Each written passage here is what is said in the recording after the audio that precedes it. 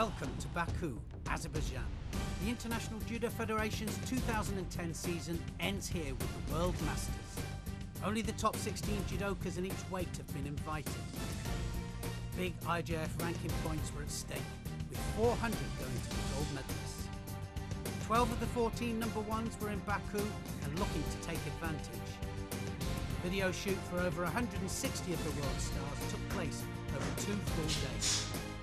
As the serious business of the competition got underway, all eyes were on the number ones.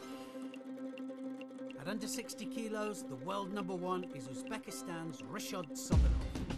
In the absence of Hirioka and Zantaraya, his biggest threat came from number 4, Galstian of Russia. Sobirov then can go either way, left or right, looking for the arm round the back. Now what's going to happen? Oh, he's countered him. Beautiful stuff. So Sobirov can do the Oguruma. He can go left to right, and he can do his Oguruma as well. Oh, brilliant Ashiwaza, and Sobirov absolutely buries him. Galstayan then being pushed backwards. Now what's going to happen? Looking for the arm, it's Uchimata, and the Georgian goes over. So Galstayan on great form, looking for the sleeve, and he can go left as well. Now he's got the sleeve on the left, and it's dropped Inagi! Brilliant Ippon, and he's through to fight Sobirov then in the final. So a minute and a half in then to this final. What a final this is. Never fought each other before, but Sobirov looking absolutely unbeatable this year! Oh, that was brilliant. Uranagi, and there was a Barani out of that one. And the Russian showed his gymnastic skills there, went onto his head. So now Sobirov start to go forward. Oguruma almost gets countered backwards himself. So he's got to be careful. Didn't quite get the rotation. Sobirov then, left and right. Now, which way's he going to go? Kochi. And look at that, Makikomi! And it almost, but not quite, didn't quite tie up the arm. And there's the president of the IJF, Mr. Visa, looking on, thinking what brilliant judo this is. It's incredible stuff. And now Yoko Satemiwaza, and it's all over with 2 minutes to go of the contest. That was absolutely fantastic, and Sobirov has been on the most amazing form this year, and now really starting to establish himself as a clear number one in the category. I've been training so much recently. I've trained a lot at the Kodokan in Japan, and this has certainly influenced my results. My biggest ambition is the 2012 London Olympic Games and the gold medal. World number one under 66 kilos, Mongolia's Hashpatar, strengthened his position at the top of the rankings when he beat world number 12, Slovenia's Draxic, in the final.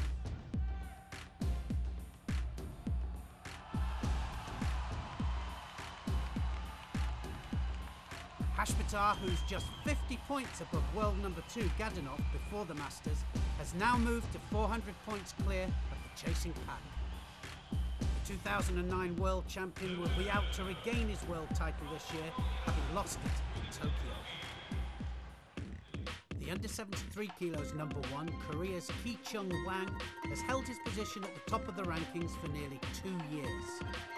In the semi-final, he threw Japan's Ueno with a spectacular Seotoshi for Ippon.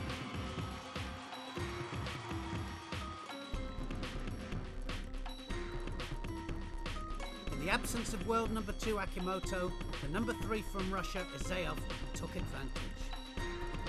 His preliminaries were a judo masterclass.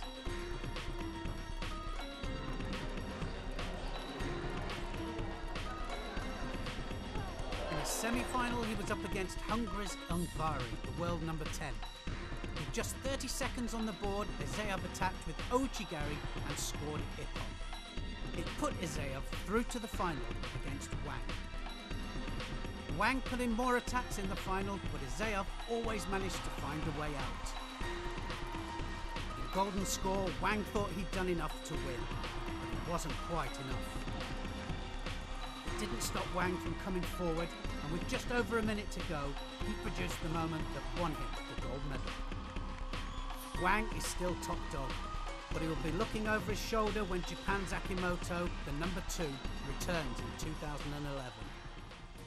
Japan's dominance in the under 48 kilos is so strong that despite world number 1 Fukumi not competing in Baku, the number 2 and number 3 both made it to the final. Masami beat Yamagishi, and Japan now hold the top 3 positions in the rankings. The second of 3 All-Japan finals was in the under 52 kilos, where world number 1 Nakamura pinned number 2 Nishida for Ippon. There's now a 630-point gap between the 2 Japanese and the rest of the category.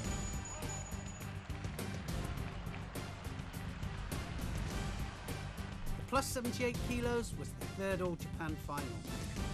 Tachimoto, the world number 3, beat Sugimoto, the number 5, by penalties. The points gained edged both fighters to the top 2 spots in the rankings.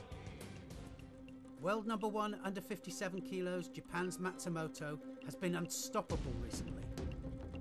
Her only challenger, Portugal's Monteiro, the number 2, is out to get Matsumoto after a string of defeats to the Japanese. Since beating Matsumoto in Hamburg 2009, Monteiro has lost out to her 3 times in 2010.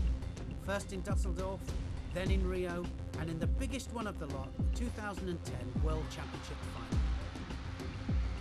Will it be a Matsumoto-Monteiro final in Baku? So Matsumoto then, the most consistent fighter in this category. And, well, what could she do at the Masters? Oh, Sotogari, that's what she can do. Brilliant stuff.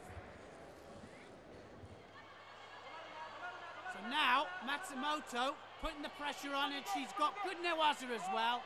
Arm goes underneath. Look at this, she's going to get that leg out, climbs all the way round, and she ties the top half up, and Osai Komi is called. So great transition there from Matsumoto.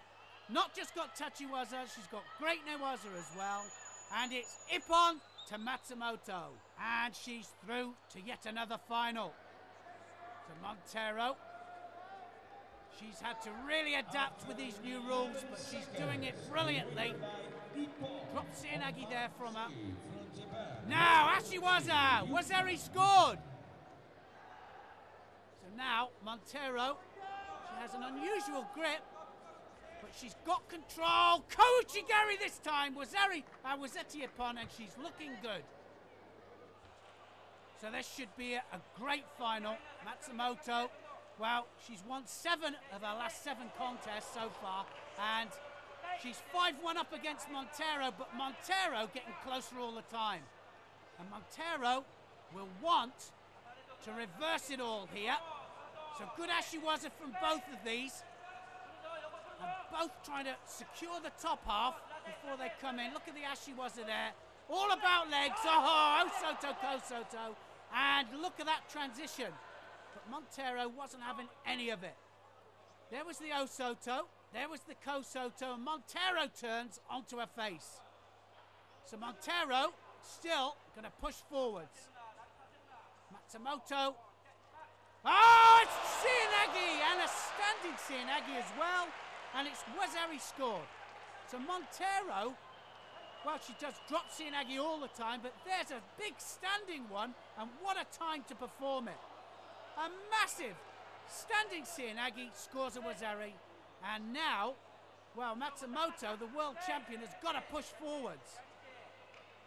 Monteiro now, so experienced, and she's got to block out. Still plenty of time, and look at the leg grab. So Monteiro is really pushing forward here, and now Matsumoto has got to come forward to try and get this back. So Monteiro controlling the match, and another leg grab. Yuko scored, and look at that. Matsumoto looks up, and she doesn't like it, and the seconds are ticking away. Monteiro knows it, and the seconds go. Monteiro's done it, and she's reversed it then. That's 5-2 now. So Matsumoto, well, still the world number 1, but Monteiro, without a doubt, He's getting closer to her, and she is chasing that #1 spot. We fought 7 times with the best fight. I lost 5, so I really want to win because and I always know I can win anytime. But I think I don't have the power enough, and now I've been working that point, and I improve my abilities, and finally I win again. At under 63 kilos, Yoshi Ueno's position as world #1 has started to look vulnerable. Having come unstuck last month in the Tokyo Grand Slam, the Japanese fighter went down again in Baku.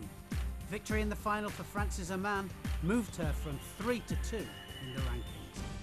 There is no doubting the world #1 at under 70 kilograms. France's Lucy Dacos is untouchable.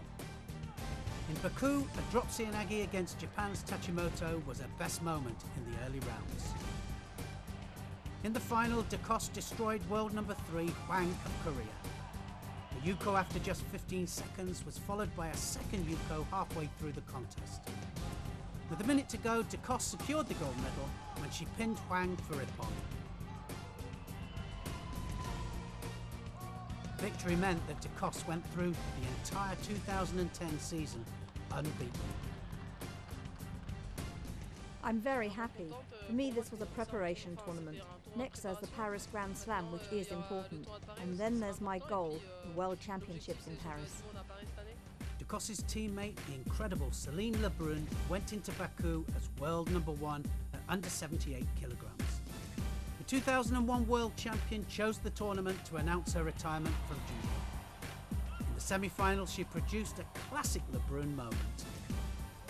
The final marked a changing of the guard as world #2 China's Yang beat Lebrun in golden score to overtake her in the rankings. Lebrun at 34 has bowed out at the very top of the sport and has been an incredible servant to judo. The plus 100 kilos category saw the return of France's world #1 Teddy Riner. In his first appearance since losing at the World Championships, Riner started well in the preliminaries. In the same half of the draw as Riner, Japan's Suzuki came up with the throw of the tournament against Poland's Wojnarowicz. In the semi-final, Suzuki took Riner to a flag decision, but hadn't done quite enough to beat the Frenchman and progress to the final. In the other semi-final, Egypt's El Shahabi overcame his bogeyman, Tulsa of Germany, who had beaten him 3 times in 2010. Victory for El Shahabi, the world #2, came at a cost, however. An injury sustained as he countered Tulsa meant that he was unable to compete in the final against Riner. Riner's gold medal established his lead on El Shahabi to over 400 points in the plus 100 kilos rankings. I'm very pleased. I've been working on things in training, and I came to this competition to express myself. And even though I couldn't do that in the final, where my goal was to fight against El Shahabi the Egyptian, I'm happy with my day. The reigning world champion and #1 at under 100 kilos, Japan's Takamasa Hanai, didn't look prepared as he walked out into his first contest. Within only 20 seconds, Mongolia's Batulga threw him for a Yuko, before attacking him on the ground and securing a hold down for Ippon. Anai still maintains a big lead in the under 100 kilos ranking list, but his inconsistency will concern the Japanese going into 2011. Batulga won his next contest before losing his semi-final against Russia's Samoilovich, the world #11. Samoilovich faced Russian teammate Kaibalev in the final. After throwing him for a wazari, Samoilovich quickly moved into Osai Komi, scoring Ippon and taking the gold medal. It moved him up 7 places in the rankings to 4.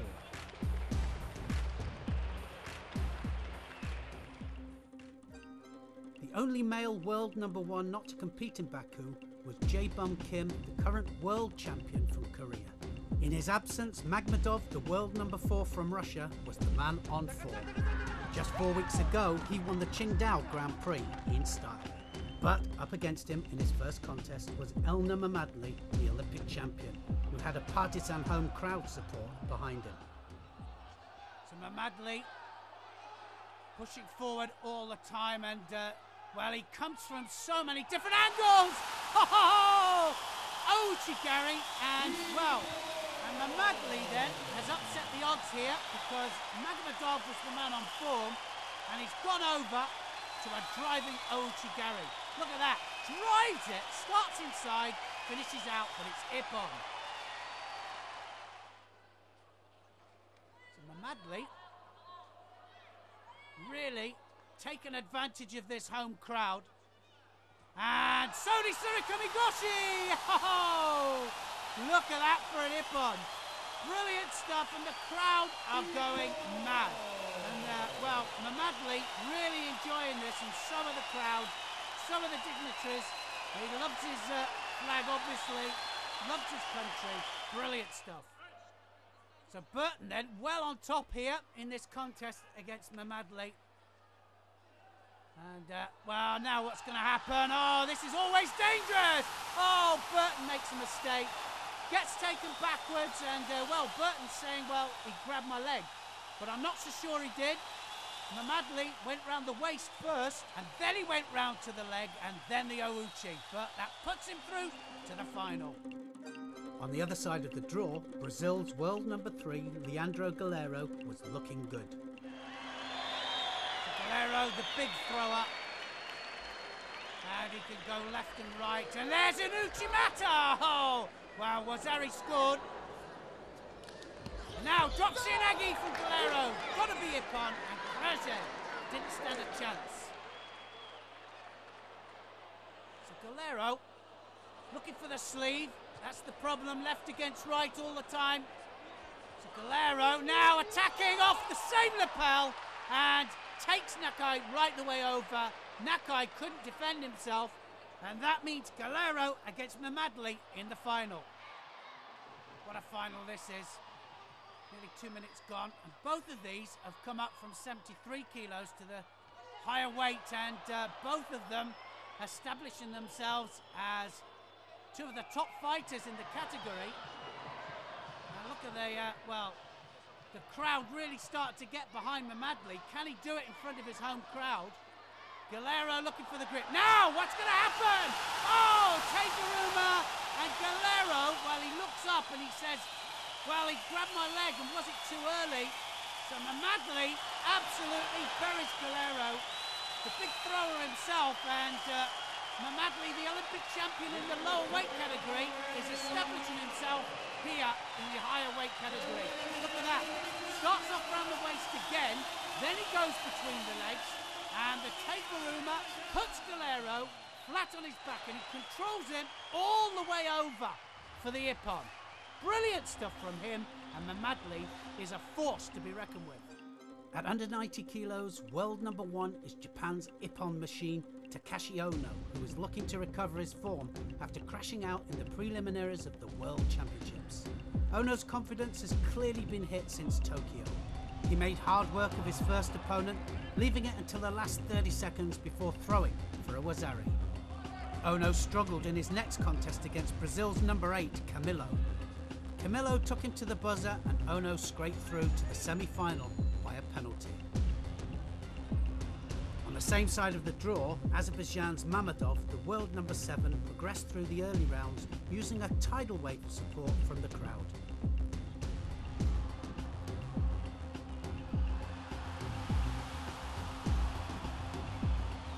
After beating world number 5 Nishiyama, he won a flag decision against number 9 Liptiliani. It set up a mouth-watering semi-final with Ono. So Ono really out to show that he can regain his form here, and well, Mamedov got the arm over the back, and really opposing styles here. Ono just wants to stand up, but Mamedov's having none of it. Look at that! Sodi on the left! Oh, Yuko scored! Ono goes over the top, and Ono looks to be in trouble here.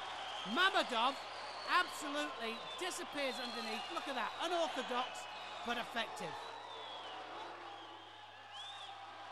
So now Mamedov looking for the arm over the top again. He's not letting Ono settle at all, and Ono just wants that hand on.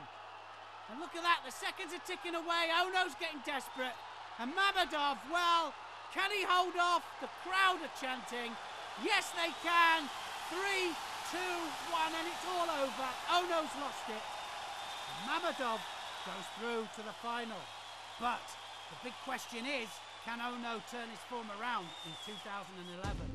The other semi-final was between world number 2 Denisov of Russia and the world number 6 and reigning world champion Iliadis of Greece. So 2 men on form. Denisov in blue, pushing forwards. Iliadis, though, won't mind that. Watches Sodi, and he can go Sodi, and he can go Sianagi. He can go right and left. Either way. And there's an Osoto! Oh, and he didn't need the Kosoto, and he takes Denisov flat into his back. That was amazing. He readjusted his balance there from the Osoto. The big smile on his face says it all. That was brilliant. Osoto fully committed. He had him round the waist.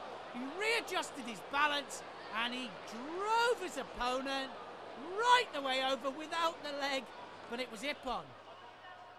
So 2 minutes into this final, and the crowd really pushing their men forwards. They've already got 1 gold medal with Mamadli, and well, they want a second. It's not enough for them. But well, Iliadis has been on great form. And look at that, going for the Ippon, that's for sure! Oh, he gets countered, and he really committed there, Iliadis, and he paid the ultimate price. And look at that, standing ovation, and what a standing ovation. But brilliant stuff, and Mammadov says thank you very much to the crowd, and look at that, he shakes his head, Iliadis, he can't believe it. He was going for the Ippon, that's for absolute certain. And he gets picked up with Teguruma, and he gets rotated. Mammadov just goes between the legs, rotates him over, and he places him onto his shoulders. And it has to be said that the atmosphere here has been absolutely electric.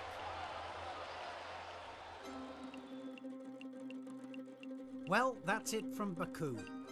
It's been a mixed year for the stars of world judo. Soberov has become dominant in the under 60 kilos this season, winning Tunis, Rio, Moscow, the Tokyo World Championships and the Masters. Can anyone stop him in 2011? Matsumoto had a remarkable year, winning 2 Grand Slams, a Grand Prix and the World Championships. But she's now 1-0 down in 2011 to Montero, and their fascinating rivalry has been reignited. After gold in Paris, Wang crashed out of the World Championships to Akimoto, the number 2, who is chasing him for the top spot.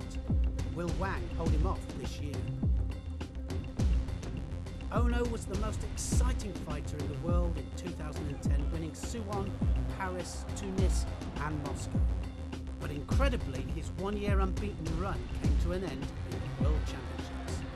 His confidence has been knocked. Can he bounce back? Ducos is the outstanding fighter in women's judo. This season it's 4 from 4. Paris was followed by Rio. Then came the Worlds and finally the Masters. Will she go unbeaten in the 2011 season? After a good start for Anai when he took gold in Dusseldorf, he hit a major dip in form when he lost in Tunis, Rio and Moscow. But when it counted, he rose to the occasion to take the big one in Tokyo. His position at world number 1, however, is hanging by a thread as he enters 2011. René took his 2009 dominance into 2010 when he won Paris. But after going through the highs of his 4th world title in Tokyo, he experienced defeat for the first time in 2 years. Was it a one-off, or can he be stopped again? First up in the 2011 season is the Paris Grand Slam. Join us there in 3 weeks.